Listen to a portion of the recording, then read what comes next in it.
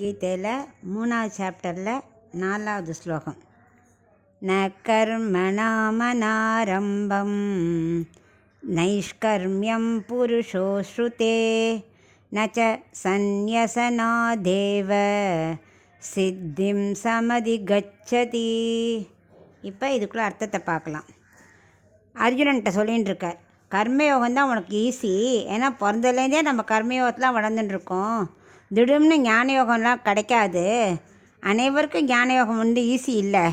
கர்மயோகத்தில் முதல்ல புலன்களை அடக்கிறது தான் கஷ்டமாக இருக்கும். ஆனால் கொஞ்சம் கொஞ்சமாக பழக பழக பழக புலன்களை அடக்க முடியும்.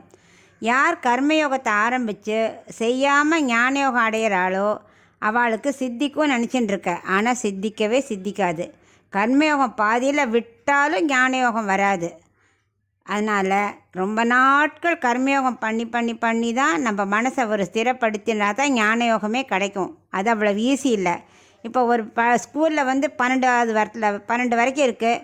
ஒரு சின்ன குழந்தைய கொண்டு டைரெக்டாக 12 வை நான் படிக்கணும்னு சொன்னால் அந்த படிக்க முடியுமா? வரிசையாக தானே வரணும்.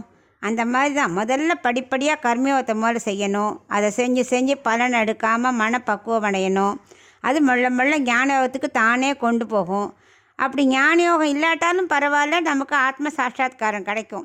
ஏன்னா கர்மயோகத்தை சித்தியாக பண்ணியானா. ஸோ உனக்கு யுத்தங்கிறது விதிச்சிருக்கு. ஏன்னா நீ சத்திரியன். ஆனால் நீ கர்மயோகத்தை விட்டு விலக முடியாது. நீ பண்ணித்தான் ஆகணும். ரெண்டாவது, ஞானயோகத்தில் ஆசை இருந்தால் மட்டும் போதாது. ரொம்ப முயற்சி செய்யணும். அதுக்கு நல்ல சக்தி வேணும். அதெல்லாம் ஈஸி இல்லை.